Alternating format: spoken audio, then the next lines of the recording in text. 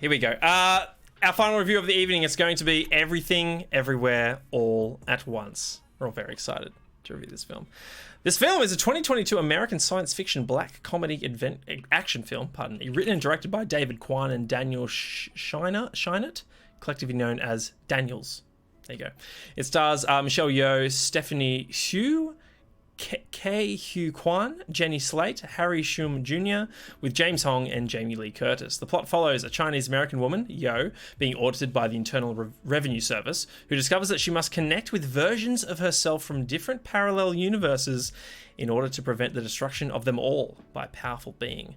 The film premiered at the South by Southwest Film Festival on March 11, 2022. It began a limited theatrical release in the United States on March 25th of this year before a wide release on April 8 by A24. The film received critical acclaim with praise aimed towards its imagination and Yeoh's performance. Audiences really enjoyed this one. 8.4 from... I'm going to have to check how many because I didn't do that. It used to be 8.9 when I first did the deets a couple of days ago, guys, which would have put it in like top 12 area of greatest films of all time according to IMDb. But right now, 8.4 from 25,000 users, a Metascore of 82. Rotten Tomatoes. I'll start with Ben. 97. 97. Yeah. I want to say it's pretty high. Maybe not quite that high. Let's go Watermelon sugar high. It's Whoa. so high. 94. I'm gonna go 98. 90. 7%. Ben gets it. Nail on the head. Yeah. I love that for you, Ben. I love that for you. So 8.4 puts it at number 58 on IMDb's top 250 films of all time. If I scroll down to, let's say, number 50, and I'm just going to read down the list from 50 onwards to 60. Alien, City Lights, Cinema Paradiso, Memento, Apocalypse Now, Raiders of the Lost Ark, Django Unchained, Wall-E, Everything Everywhere All at Once, The Lives of Others, I don't know this film, Sunset Boulevard, and Parts of Glory. So it is in very good company. Yeah, great company. Apocalypse Now. I'm glad it's only 9:30 and we're getting to this because I feel like we're going to go on for a while. I've got plenty of thoughts and I'm keen to hear yours as well, collectively, all three of you. But Ben, Mr. Movies, Everything Everywhere All at Once. What did you know about this film going into it? And tell me about your experience. I hadn't seen a poster. I definitely hadn't seen a trailer. I knew that Michelle Yeoh was in it for some reason, but I don't know what that reason was. And that's it. That's all I knew. And I knew that people like it. I think I knew that I was probably going to enjoy it. But I had no idea what even genre of film it was going to be. I thought because Michelle Yeoh, I was thinking Kung Fu. And that was it. And my experience was, I can't remember what cinema was I in. I like to try and put myself in my seat when I was watching it. But I watched it alone at the cinemas. I was yes, I remember Cinema 11 at the back, and I was like so happy that I didn't even. I could have left in the middle, and I would have been so happy. Like I didn't even need to know what happened at the end. I knew what the movie was by about halfway. I totally agreed with it. Everything it did, I was totally on board with. And the rest of it just didn't even matter. Like, it was such a weird experience. I've never been like this in a film where I'm sitting there thinking, like, it doesn't even matter what they do. It doesn't even matter how this ends for me. It's just a win. Yeah. It's just such a win. But look, this being in the top 60, I'm hesitant to totally agree that that's where it belongs. Because a few years ago, I watched Saving Mr. Banks, and I thought Saving Mr. Banks is the best movie I've ever seen, or whatever. I thought it was the best movie I'd seen all year. I really loved it. It is a good film, but I was high on it ridiculously. Yeah. And then after a couple of weeks of thinking, like reflecting on it, and just talking about it with people and so on, it it fizzled, as things do, but good movies don't fizzle that much. And this one, I'm thinking, is going to be one that doesn't fizzle. But yeah, so at the moment, I'm totally hyped about it. Like, we were talking last week on the podcast, and we learned that Jason had just watched the film. Yeah. Instead of being on the podcast, he was watching everything everywhere all at once. And like the conversation that you have with someone about films like this is you just I just put the title of the film in all caps, and then he's just like exclamation points back at me, and then we've had that's the deepest conversation we've had on the topic. Yeah. But I've never seen a movie like this one. Like this, there's no movie like this one. That being said, you can come up with a whole bunch of things like it that it is like. You know what I mean? Like this is like The Matrix, and it's like Rick and Morty, and it's like oh, shit. There were two more movies that I had, but I hadn't written them down. But there's a ton of stuff that it doesn't pay a homage to, but it absorbs the feeling of and plays with, and it's really sometimes on the nose, but it is its own genre. It's like it's this crazy, really crazy, really dedicated to the craziness. I've said crazy 3 times now. Like quantum physics, multiverse, like breaking all the rules, but somehow making rules to stick to and sticking to them. It was such a ride, and I was exhausted at the end because you've got to stay engaged the whole time. There's not a moment to lose in this. It's like you're constantly running to keep up with this film, and it's so hilarious. It's really, really funny. It's really, really inspiring as well in its art direction, and its fight choreography is amazing. The score is brilliant. The cinematography is really impressive. The 3D effects hit this really great blend of, you can totally tell that that's a puppet, but it doesn't matter because that's the point. It's that the you point, can tell that the raccoon is not 3D animated or realistic in any way. And the hot dog finger hands are totally just glued on, but you're not supposed to be tricked into that. It's just this weird niche. It kind of rides the line, and I remember thinking, this is exactly the movie I want to see. Every time I go to the movies, I want to see a movie that makes me think this much, engage with it this much. It's not like a mystery where I'm trying to solve a problem. It's more just I'm so hit with lore and backstory and characters and plot, and it's almost overwhelming, but it's really funny at the same time. It was a delight. I actually really liked it. Side splitting. And so the movie does whatever it's doing. It's like I'm watching a magic trick. I don't know how it's doing this, because it's a ridiculous film. Like it's doing.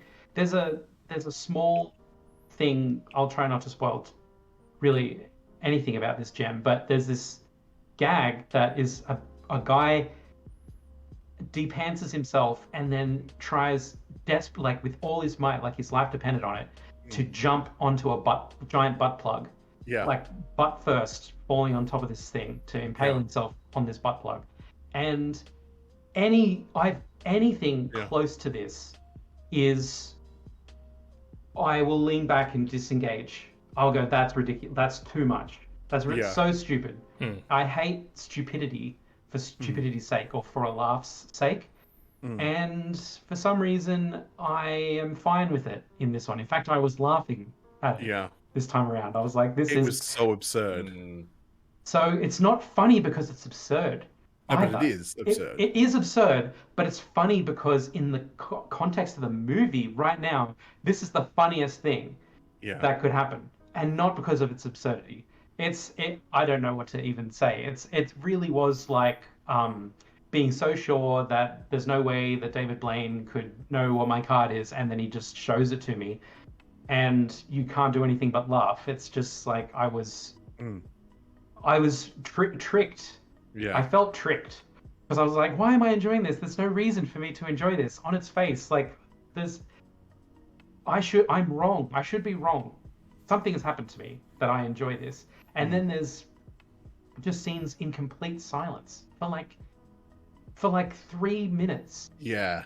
of like mind assaulting pace, and then it just cuts to 3-4 minutes of two rocks just looking at each other. They don't even have faces. They're just literally the rocks just in the sand, and subtitles and no sound. And it's so good. And there's Like, more it's so humor and fun. emotion in that 3 minutes than some films we reviewed on the show. Yeah. There was more in that little rock sequence than more heart in that than West Side Story. Entire films. Yeah. Yeah. The West Side Story. Which, by the way, do you guys actually like that film? Fucking disaster, Watch Jason. the episode. I think we had really good conversation about it. So I would encourage you to watch the VOD for it. I don't even think it is a Sorry, I film. cut you off. How dare you bring that up, by the way? I'm gonna stop. Ben was in a wonderland, and I've just pulled him out of it. He's the virtual reality headset's off. He's like, But I don't think West Side Story is even a real. I don't think it's a movie. I don't think it's a film. I think we all dreamt it. Yeah, it's a fever dream that we shared. I've written Ke Huy Quan, the guy who played Short Round in Indiana Jones, and Data in the Goonies, and then didn't do anything for like 3 decades or whatever until now. Like, it's the same actor. it's the same dude. They're Like, the same he actor. did that, Holy shit! and then he couldn't find work, and so did other stuff. I think he stayed making movies or whatever. But behind the camera, he's doing other stuff. All right. Yeah. And then I think I remember hearing that Crazy Rich Asians came out, and he's like, "Holy shit, we're back in," and then got this role. Right. Yeah, it's because of Crazy Rich Asians he decided to get back into acting. Right. He thought, oh, okay, big Hollywood-like roles for Asian actors are a legit thing now. So let's try again. And that was one of my points there. I said he rocks up 20 years after his last cinematic performance and just nails it. Crushes it. I think it's Unbelievable. more like 35 years. Yeah. Right. The Goonies was like 1985, and so. I mean, he was 37 in years Encino later. Man. I think he did some other stuff, but because I remember looking up just what the duration was. But anyway, I'm looking at it right here. Yeah, Encino He was a Man kid. was 29. Encino Man's Like, great. he's just a kid in those. Like, he's not. Holy Shaw. Brendan But Fraser. he really nailed it for me. I loved his character of not Raymond, it's Waymond. Like, we all get to say Waymond. Yeah. As if we're making fun. Oh, it is Wayman Wang. But his name is Waymond. Yeah, wow. Just so good. And he's going from total, I don't want to say Sid, but he's a weak man who just runs around and does whatever his grumpy wife says to do, to Morpheus. And he has to switch between the two roles at a beat, on a dime, on a dime, and he's done such a good job, and loved his character the whole way through. I didn't even I would say he's the best actor in this one, or even Joy, Stephanie Sue. Yeah, she was really great as well. But I mean, Michelle Yeoh is Michelle Yeoh. She was great. She was fine. But if I'm to allow to anybody, I'd go after her husband. Even better. Yeah. Anyway, I've got 1,000 things I loved about it, but I really don't want to bother. I think I'll just put a pin in it there. Let someone else take it from here. Nice. Jason, I'll pass it over to you just because you haven't been able to engage in the first review. So I'm keen to hear. Yes, you we were on the show last week and you had come out of your viewing of it and just jumped in the chat and just said everything everywhere all at once. Holy shit. So I take it you enjoyed it. So I want to tell you guys, my physical reaction to the credits rolling on this film. I wish I was sitting And- next to Jason for this and viewing. Oh boy. yeah, so Lady Kane and Twiggy will attest to this because they were there. I don't know what my body was doing. I had just finished watching this amazing film, and I was just full of all of these emotions, and I just I was so happy with what I had just seen, but I was just full of all of this emotion that is just pent up all the way up to this point. I'm like, it's starting to like come up now a little bit. All my body wanted to do was cry my eyes out, like ugly cry, Hard whilst crying. laughing hysterically.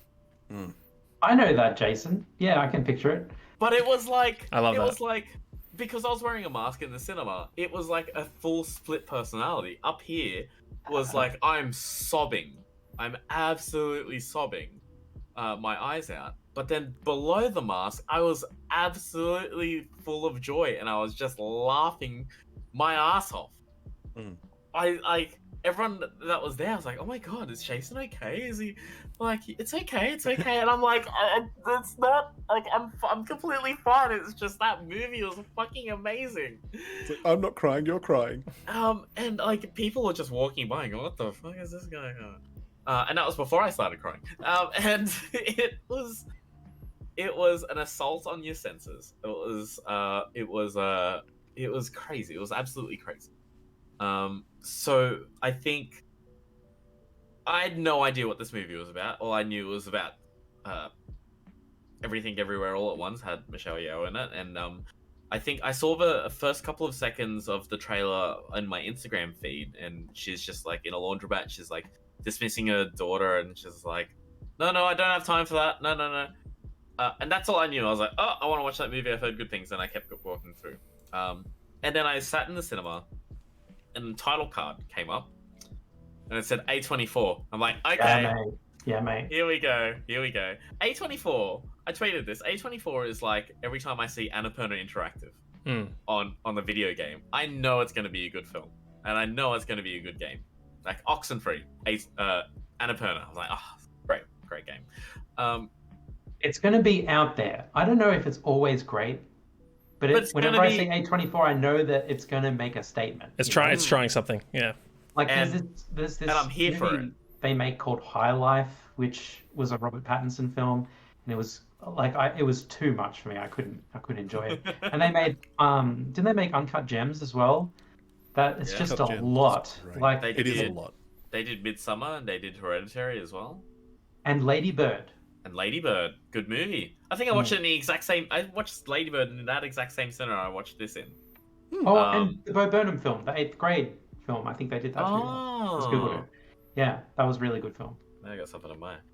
So yeah, it was absolutely insane from start to finish. I totally felt the struggle with getting everything in line and getting everything sorted and getting everything all squared away, all the paperwork and whatnot. Like I said at the top of the show, I've just been absolutely crazy these last couple of weeks, and I'm kind of in like the same mindset as well. It's just I just want to make sure everything's all in order, everything's like, and so like already I'm like, okay, this woman is just absolutely on the fritz. There's so much going on. And then watching go from absurdity, and like watching her try to keep everything together and like understand what's going on. And it's just like, you guys are crazy. What's like, and then it goes to like Doctor Strange, Multiverse of Madness here. It's just like absolutely mind bending. And watching her like try to understand whilst you as the audience is learning how the rules of this universe works. Because everyone seems to be doing their own multiverse type thing, and they're trying to do their own spin on it, and it's like absolutely crazy and so unique. And that's, I think, one of the things I really appreciated is it's like takes a familiar idea and like gives you such a unique spin on it all, with a really unique cast of characters. And yeah, shout out to the Asian representation in there. Like it was awesome to see. Speaking of that, like I love that it didn't pull punches. It was just they were mixing English and Chinese, and I was talking to the gang afterwards. I'm like, I do that with my family too. I'll speak English and then chuck some Indonesian in there, just like, and then back and forth, and I don't even notice that I'm switching languages halfway through a sentence. And it was really really interesting to see on screen. The cast, I didn't realize. Can we spoil the cast? Yeah, I mentioned the cast at the start. Yeah. Okay, yep. So Jamie Lee Curtis being in it, like, Yeah. I was sitting there thinking, Awesome. that looks like Jamie Really? Lee Curtis. Yeah. That can't be is. Jamie Lee Curtis. It And was. it totally is. I was like, oh my The sweater god. that she's wearing is so unflattering. It's Yeah. the grossest looking thing. But that's Yeah. such the point, though, right? Mm. Yeah. And yeah, just watching all the different iterations of the universes and everything, and the guy of the kink thing, and the raccoon, and the sausages, yeah, it was absolutely awesome to see it all visually represented, and in different styles as well. Like some of them was literally pinatas, and just completely off topic, like the costumes, the costuming. Stephanie Zhu's is that it's Stephanie Zhu? Yeah. Sure. Her costumes, every time you saw her, it was like a Lady Gaga film. Like or like a Kiari Pamu Pamu like set. You know, every song she'll like rush off stage, get changed in a half a second, and she's in a brand new, absolutely stunning costume. It was awesome, and like I really hope, and I know you guys don't watch them, but I really hope Corridor do a VFX artist reacts to it. So like watching some of the visual effects that they pull off in it is just really cool. I don't want to harp on too much more, but I do want to talk about like towards the end of the film, it was just like the characters learning their lesson, not learning their lesson, but like learning it towards the end of the film, and watching them grow to get to that certain points and hitting these certain beats. I was just like, oh my fucking god.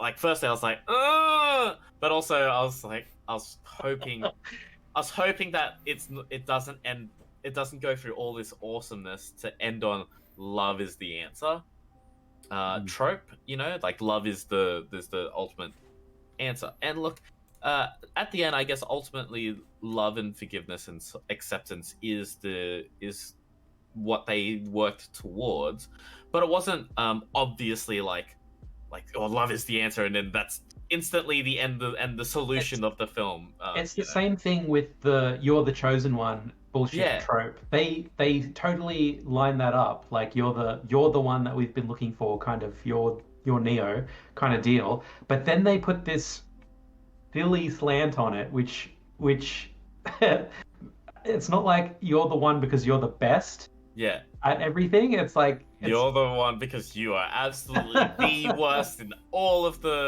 everything. Also, shout out to Martin Copping. Loved you in Call of Duty Vanguard. Hey Marty, thanks for joining, mate. It was so good, but like so the tugging at my heartstrings towards the end, and I think that's what led to me eliciting my reaction of simultaneously hysterically laughing and crying my eyes out, sobbing.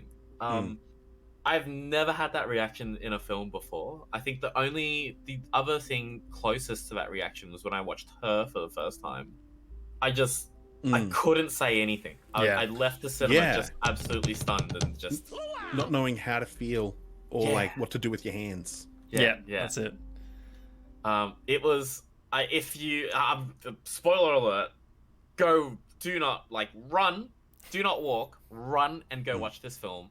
Unfortunately, I had to travel to an event cinemas, which is a little bit further away to get to watch it. Yeah, the local Hoyts didn't show it here, and reading cinemas as well. I'm sorry to butt in. I watched it at Hoyts at Castle Towers. Oh yeah. They had it, but every other reading cinema that I was looking at in Sydney didn't have it at all. Annoying. No sessions. Yeah. It was okay. I caught it at at all. I caught it at event cinemas, but yeah, no VMAX sessions, unfortunately. I think Yeah. like Lost City or something had taken the spots of the one VMAX cinema. Right. A couple of shout outs before we move on. Big Mitchy B, thanks for the gifted sub to Maxi Gig. Hello to Marty, thanks for joining us, and also thanks to Joysticks for the follow. It's also Tones of Terry Fear. I'm keen to get your thoughts, so I am chomping at the bit dude. to share mine. But tell me what you thought. Goodness.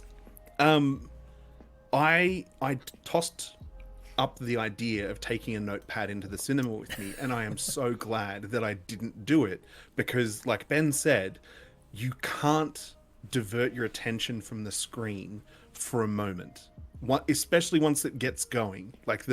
I love, because like all of you guys, I had no idea what I was walking into. I watched it with a couple of friends that I met through work at UNE. Caught up with them in Sydney when none of us knew anything about it except that Michelle Yeoh was in it. And like Ben, I don't know how I knew that she was in it. But yeah, we sit down, we're watching, and I'm wrapped because I've got no idea what it's about. And I'm like, oh, okay, so it's maybe a drama thing. And it's like, here's this tax stuff. They've got a business that's like going, and it's like, it's kind of a thing like Asian laundromats in America are great money laundering things, because like you can kind of cook the books a little bit. And so I'm like, is it going to be like that? Is it going to be like organized crime? Like what is happening?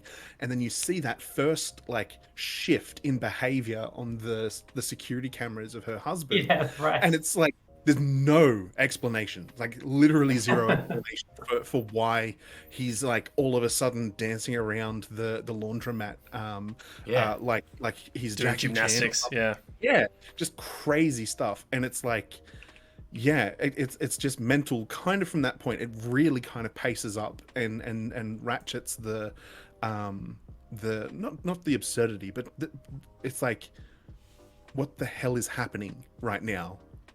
It just very quickly shifts into this gear of like, buckle up, because here we go. And loved Jamie Lee Curtis in it. I loved the consistency throughout most of the sequences that they kind of had for these affectations of the characters that are kind of coming through.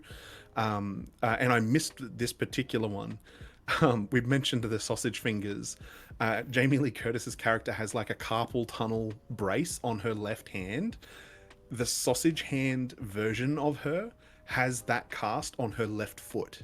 So even in the universe, totally did, this film's attention to detail and the internal consistencies and the dedication to the gag is like phenomenal. You don't see this kind of like, every minute detail is exactly in its place, and it doesn't make sense because it's crazy, and you could be forgiven for missing those details because of how crazy it is. I didn't notice it. My friend Jen was the one that pointed it out at the end of the film. It's like, I didn't even notice that, and I'm so glad you pointed it out, because knowing that has made me like think back to that and enjoy it even more.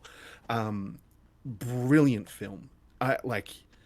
For a film that like really takes a hard right turn into crazy town, it does so in a really interesting and engaging way. But I was absolutely losing my shit. I was laughing so loud, and this was like the first face-to-face meeting that I'd had with these colleagues. We'd only ever like had work meetings and stuff through Zoom. So I'm like, I hope that I'm not this crazy person that's laughing hysterically, but they were laughing along with me as well. It was crazy. It was really, really good. I like the parallel that Ben kind of pulled. Like, this isn't like a remake of something. It's not a reboot, but you could still say, like Ben said, it's like, you could say it's kind of like The Matrix. It's got this kind of tune in, tune out kind of clock in system. And it's kind of like Rick and Morty in the same way, because you've got this multiverse kind of stuff that's happening in different versions of yourself and whatnot. And it also has a similar theme that's like a thread through the film. And it's that nihilism that captures one of the characters when they're which is like, it's a big theme in Rick and Morty, burdened with this knowledge of the insignificance of your existence in the grand scale of this ever branching universe. That's got to be crushing. But the movie also, like, even if it's not necessarily nihilism, it really kind of broaches the topic of depression or anxiety, and like Jason said, these ideas of acceptance, the acceptance being the counteracting agent for some of those negative kind of themes that are in the film. It is interesting that in the space of like a month, we've watched 2 films that also touch on like intergenerational trauma, and like the impact that your upbringing has, the impact your parents' upbringing has had on you as a child of whatever traumas, pardon me, they've gone through themselves. And so You talking about The Farewell, Terry? no, I was actually Turning thinking Turning Red. Oh, Turning Red, of course. Yeah. Yeah, I haven't seen The Farewell, but that probably has the same kind of stuff. I need to make sure I watch that. Yeah, it's like I like that these sorts of concepts, because they're realities for so many people. Like depression is a huge problem in the Western world. Well, mental health in general, but depression in particular. And intergenerational trauma is something that a lot of people don't. It's like the elephant in the room, or I can't remember what they call it. The thing that kind of hangs over the heads of folks, and they don't really do it. I've even seen some memes recently about it. I'm like, it's interesting to see that this is a theme in the film that's being explored in our culture and expressed in our culture. And I think that it's kind of good, because hopefully people will learn from that. People will, maybe change and whatnot.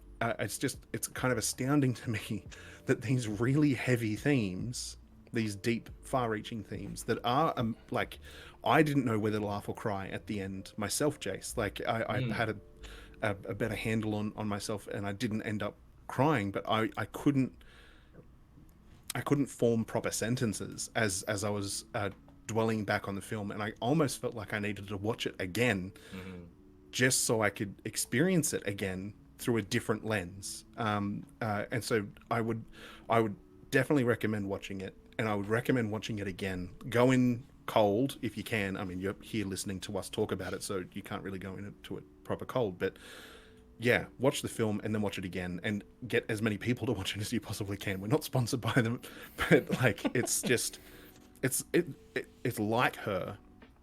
And I kind of like Ben's thought about, it's like, I'm gushing about this film, and it might be the recency effect, but I don't really think that it is. I think that this film is very, very well put together. It Definitely has deserves the award. Yeah. 100%. Which award? Editing at South by Southwest. Right. Like, that would have been a nightmare to put together and edit. Yeah. So it released too late for last Oscars. Yeah, awards, last didn't Oscars. it? So it's actually a really crappy time to release a movie in contention for the next Oscars awards. It's just too far away. Because Saying it that is. Yeah. Great time for video games, though. Yeah. Right. The But I zeitgeist. do hope, for whatever reason, and for however much we put on the Oscars meaning anything anymore, I really hope it does get some critical reception in that space next year. That'd be really nice. I think it's likely, because it does hit like Crazy Rich Asians. The Academy, as we know, is kind of on social issues, and this movie isn't. It's weird. It's like, it's not about Asian people. It's not about Asian culture, although it features heavily. Yeah. It's almost but it's representation. I mean, yeah, but it's the kind of representation that I really want to see in movies, where it doesn't beat you over the head. It's not virtue signaling. It's not hiring Asian actors because they sell. It's none of that junk. It's just hiring the best person for the role or whatever, or writing the best story for the movie. And this one was a killer, but you could easily have taken it from a failing laundromat to a failing bowling alley or bar or something, and have an Irish guy play the main character, I suppose. It's not like Crazy Rich Asians, where it's like, okay, if you tried to make Crazy Rich Asians with a bunch of white guys, it would not make sense. Doesn't make it. Yeah, it's just a non-starter. I know what you mean, but it is a predominantly Asian cast. for the main characters, and so I'm like, maybe that will be enough to keep it in contention. Yeah, I hope it does for its own merits. I definitely did feel like the gratitude feeling that I felt in Knives Out when this one concluded, when I was in the credits of Knives Out. It's the weirdest feeling. It's like you want to close your eyes and send a prayer to the director and say thank you. Say thank you. Yeah. It's exactly that. This. I know you can't hear me, but thank you very much. But movies like this is why movies should exist. It's like when they're crafted so well, they're put together so well. The actors have obviously poured a lot into what they're doing. It's so entertaining. Like you said, like it's bold to have something that has been so action packed from about the 10th or 15th minute. It's been so action packed to then just like stop and have a silence that goes as long as that scene with the rocks having the text based conversation with each other. Like that's a bold move, Cotton. Let's see how it plays out. But it's like, I know you're about to jump in, Shane, and tell us what you think, but I want to query you guys to think of, but maybe say after Shane's done with his thoughts, your like favorite little tiny fact that doesn't impact much. I've got one, which definitely my favorite thing. It's not like a super hidden thing, but it was something that I really loved, that they put 40 seconds together worth of screen time to. It's not even that. It was like 10 seconds, which would have taken a whole day, and I loved it. Anyway, I won't tell it anymore. But if you guys have any of those, like a little moment from the film, a tiny little moment, right? Okay, yeah, we can come back to that. Yeah, I'm going to run with the thread that you were weaving there, Terry, and that is the discussion that Ben and I had after last week's show, just because we were so excited to talk about it, and you left the Discord channel so we could discuss it without any filters, and we both agree that this is exactly the type of cinema going experience I want every single time. I want to walk into something having no idea what I'm about to watch and leave feeling like with my life change in some small way. I get the same feeling about, you mentioned Her. I think of Inception as well, in terms of just new ideas brought to the world of cinema that and new rules that are just explored in such deep and intricate ways, and just the fabric of this film is woven so tight that you can't poke any holes in it, and I love that about it. You know, just the way that they traverse the different dimensions and universes, and it reminds me of that first time watching Inception where it clicked for me when I forget which character, it must have been Cobb, when he falls into the bathtub and then the version of his character inside the dreams, this wall of water then just comes through the building into his face. I'm like, yes, I understand what this mechanic is. I understand what you're trying to tell me as a filmmaker right now. So in that sense, I feel as though there aren't many films like that where I've felt that way in the last 12 years. I think Her and About Time would come close. And then to weave that into, the thoughts about About Time, you mentioned, Ben, the fact that, this is a bit of this and a bit of that. My first thought was like, and interestingly, the Russo brothers were producers on this one. This felt like the MCU had a baby with About Time, in the sense that we have this amazingly well-crafted science fiction universe with such a heartfelt and warm and important family story at its center. If you told me that Spike Jonze consulted on this film, I would believe you. If you told me Miyazaki consulted on this film, I would believe you. Because I got Ready Player One vibes. I got the Jet Li movie. Jet Li. Oh, wow. I got I was taken all over the place, all over my movie watching career history. Yeah. And for me, this is like perfect science fiction. It is, let's put humanity in the center of a world in which this is possible, and let's see what happens. And then this, it's like the writing team, just something amazing was birthed from their imagination when they asked themselves about, okay, what story can we explore around the idea of multiple universes or multiple dimensions. And this is what's born.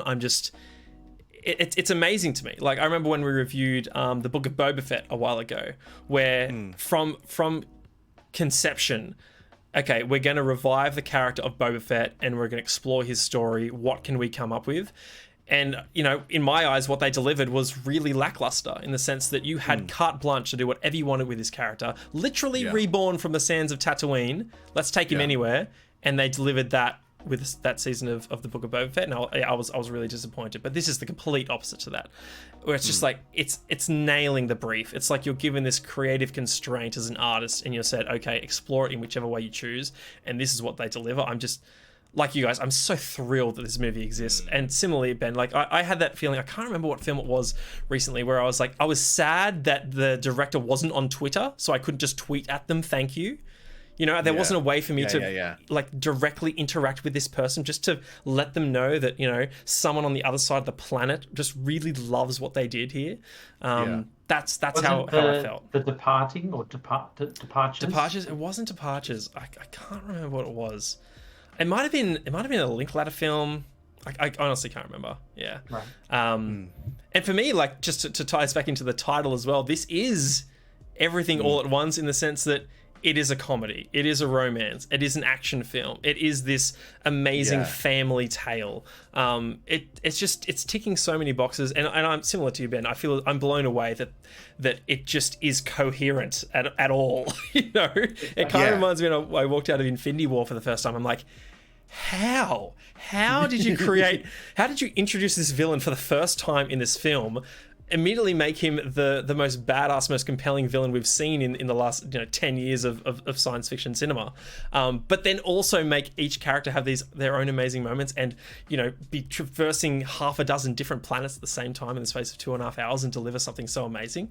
Martin Copping mentioned it, groundbreaking film. I think this is it. I think I will. To your point about recency bias, Ben, I think we will look back at this film in 10 years' time in the same way that we still look back at Inception 12 years later and say this was a seminal moment in cinema history. Because I think it's simply doing things that we just haven't seen before. And I'm truly blown away. It blows any film out of the water that I've seen in the last 12 months by a long shot. I'm blown away that it wasn't shown at more cinemas, especially around us as well. Like, I feel like it's going to be one of those movies that no one watched at the cinemas, but when it got onto a streaming platform, or back in our day on VHS, I certainly hope so. Started and became a cult classic, which is such a shame. Same with I'm trying to think of a movie that didn't like Donnie Darko. Bring that up, got a much more of a cult popularity and following when it came to like DVD and VHS. Yeah. And now look at it. Yeah, I do wonder if this one is a bit too weird. Like I have friends, isn't it? Yeah. I have friends that I wouldn't recommend this film to. Like, even though it's so good, like I just know that they're probably not going to enjoy it. Yeah, I was just about to say that it feels like a movie to me. Like, this is a completely opposite direction of what you just said, Shane. I imagine that there are people that can't wait to have an argument with someone at a party about this film, because they don't care about it enough to be on the bandwagon, and they like to be contrarian, and they're just waiting for this movie to come up in conversation and go, I thought it was junk, and then everyone hates them for the next 20 minutes or whatever, and they love that feeling, those kind of idiots. Like, I had a friend of a friend that would say that about, like, the original Star Wars trilogy. Like, they would either say, I've never seen it, like, and they were proud of that or whatever, or I didn't like it or whatever. I can't remember which one it was, but it was just like that. That's like that with Lord of the Rings. She hasn't seen it. Yeah, but I mean, like, but that's not a personality feature. That's not just a, like it's not even a thing. It's not a valid point. It's not a point to make. It's just a lacking in your personage. Like, the second someone says about this film, everything whatever, everything everywhere all at once, everything etc., that they didn't like it or whatever, it was too much, too heavy-handed, I could see how it was going to end up, whatever. That they must be lying. Like, they're full of shit. Wrong. Yeah, they're just advertising. Don't be my friend, because I'm not a person. I'm not a person that deserves to hang around others that are cool or whatever, that talk about fun movies. I don't know. That's just I don't know. I totally agree. If I took my mum to see this movie, I don't know that she would walk Right, out being yeah. like, everything, you know, like me, but Yeah. yeah. Yeah, I reckon there are many people you get to sausage fingers and they're like, I'm out, you know? Yeah. Yes. Yeah. Yeah. Before we get to any spoilers or any greater details, I do want to get to our verdicts, gentlemen. I'm going to be shocked if I don't see green across the board. There needs to be something more than don't miss it. There needs to be, like Jason said, run, don't walk. Pretend that your life depends on Yeah. it. It's a don't miss it from Terry. Yeah. Yeah, take a bit of time to reflect on who you are as a person, and then watch it, and then realize that you're now different. Yeah. Yep. Absolutely, Introspection do not miss it. at both ends. Do not miss it. It's I'm so happy I took the effort to go to a crappy cinema. Yeah, I'm calling you out, Event Cinemas Parramatta. And it to go watch it, because the seats at my local cinema is leather and reclines. It's so much more comfortable and have such better sound system. I was gutted there was no VMAX session. I refuse to watch anything outside of VMAX anymore. Like, the cinemas are so narrow. It's the screen's like half the size. Anyway, I'm going to throw seats up that recline. spoiler warning is up, Jen, so if you want to touch on any particular spoilerific details, please do. Yeah, what I was talking about before about the little thing. This is my one. There's like 10 seconds where they're just barraging you with Michelle stuff at the Yeoh's end. face. At the end. Towards the end, where you see a little bit of 2001: Space Odyssey, where the apes are Amazing. killing each other or whatever, yeah. and you see the explanation, the evolutionary reason behind the sausage finger universe, where the normal ape is laying there with his regular fingers and he's been killed or He's whatever, been killed by the sausage and the finger sausage one. fingers apes have taken over and then like flapping. That's, humanity's born from them. So good. Oh, I saw that, and I like, if I had anything in my mouth, it would have been taken all over the Ejected. place. Yeah. I will say, Ben, like, just on the sausage fingers and the general absurdity, this is something we spoke about in our chat post-show last week, was that I can't remember how he put it, like, the film builds up so much goodwill that it earns the right to venture as far as it does into Absurd Town, where, to your point, like, these things are happening, like the whole butt plug scene and everything.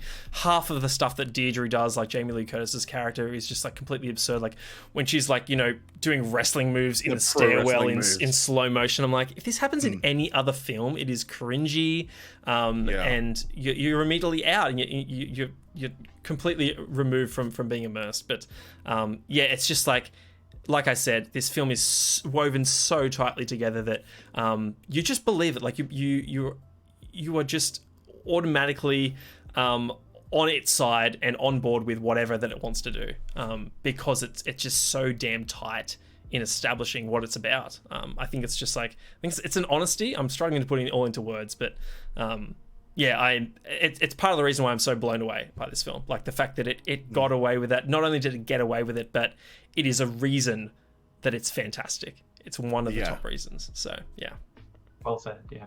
I'm curious to know if you guys had any other kind of little thing like that. I'm glad you reminded me that that Space Odyssey one, because I'd forgotten that. But that was I did chuckle in that moment as well. That was brilliant. Nothing comes to mind for me. Yeah. There are too many moments. Everything is happening. All right. All at once. Harry's one was the one where the cast is on the foot instead of on the hand. That was a perfect example. I was just like, I can't wait to watch it again. I can't take ownership of that one because it was pointed out to me by somebody else. I was going to say the Chihuahua on a string. Oh my god! So funny. Like, and even though we've got the spoiler warning up, I don't want to say any more. Yeah. For the benefit of anyone that's listening right now that hasn't seen the movie. Yeah. But like Chihuahua on the String is for me one of those, like, I'm not an advocate for it, obviously, but it is so funny. When it happened, that's one of the moments where I did spit out some of my popcorn. It was so good. Yeah. Alakaya in chat says the detail when her different lives are flashing past, and you can see there's a scene of her 2D animated, which they didn't need to do, but the detail for it was appreciated. I mean, again, like someone Like probably Crayon. us when we Yeah. have it on streaming or are available to watch it, we'll go and freeze frame every single one of those. I bet you there are so many details in those Yeah. scenes that they didn't need to do. You know, it's like I said, it's a commitment to the craft that's so well appreciated. One that just jumps to me, like one of the two of the more enjoyable moments for me was the tension being built when Deirdre is approaching Yo's character from the elevator, and she thinks she's dragging a weapon behind her to beat the little trolley, and she gets attacked. Oh, so Just good. like, yeah, And punches then- her right in the face. And then the moment where they both knock out each other's earpiece and they're completely disconnected from their different like universe selves, and they just it just devolves into a slap fight. Just such a nice touch. Oh wow, Such a nice touch. I love that. I do want to get into some interesting trivia. I can't remember where I saw it, but Stephanie Hsu's character was originally written for Aquafina. Interestingly enough, she was intended to be. I can't remember if there was a scheduling That would have been conflict. so good. That would have played so well. I'd love that. I would love that. I mean, Aquafina has proven herself to be so versatile that at first blush I think to myself, oh, I'm not sure, but I would never bet against her. That's the thing. Yeah, when she that's fair. gets like all knowing and starts monologuing and having fun with her existence everywhere or whatever she's doing, Aquafina would have been so cool to watch in that part. And I love all the this. This is the costumes top IMDb trivia. To keep plot details under wraps before the trailer was released, the official IMDb synopsis read, "A woman tries to do her taxes." Oh, Amazing. Yeah, right. Amazing. Yeah. That's so good. Um, I was so pumped to see the title. Like, 10 minutes of the movie happens, and it's extremely stressful because Michelle Yeoh is like being pulled in every direction. Yeah. And then somebody says like, "What is it you're even doing?" And then it just like title card. Yeah. It just says part 1. You don't get a Everything. jump scare then, where it's like the orchestra just kicks in with like the loudest Yeah. note you've ever heard. It's like Inception, bois, like it's straight. You're like, holy Extremely jolting. Yeah. And jumped out of my super seat. like it just that stuff where I'm like, Right. what is the rest of the title of this movie? How is it going to come into the other chat? Like, I'm Yeah. so ready. yeah. Like those moments in like the middle of That's- Tenet when I know we're halfway through this shit and they're gonna go Yeah. all the way. Yeah. Like that's so exciting when they do that. And then the next one doesn't come until so late. I was a little Yeah. disappointed, but it comes like almost like way 2/3 after. Yeah. the- Yeah. So that in would the be film. my moment. Like when like part 2 comes up, I said to the gang after this, it's like, oh my god, there's a part. I totally forgot there was a part 1. Yeah. Because that part 1 ends with like a credit scene, and you're like, wait, what? Yeah. Yeah. Oh man, it was it was such a good movie. I actually double took at that point, and I was like, wait, it can't have been the length of the movie by now. Like, has this been such a wild ride that the time has flown? But no, it was just them being cheeky. Vice does it as well, and it's Yeah. only like 2 acts in. Yeah, I love that quirk. Cool. Any final thoughts, Jerns, before we wrap? It's getting close to the end. No, I don't was want to say anything else. I was kind of hoping for more kung fu from Michelle Yeoh because she's a badass. I don't know if you guys have seen a lot of Jackie Chan films, but she's in one particular one where she does cool stuff. I won't spoil it. You go into it, watch it. But it's and obviously Crouching Tiger, Hidden Dragon, and gosh, she's a boss in Crazy Rich Asians. Like that's like that. That's like I Proper know matriarch. I know those aunties. And here you go. Yes. Okay. Yep. Yes, okay. auntie. Yes, auntie. Yes, Yes, auntie. auntie. Yes, auntie. Yep. Yeah. It's but yeah, go watch it. Go watch it. What are you even still doing here? Everything why are you still watching us? Fools! Fly, you fools, and go watch this one. Anyway, we're going to wrap up the show there and pivot now into our end games. But that is Everything Everywhere All at Once. Go watch it in cinemas. Do not miss it.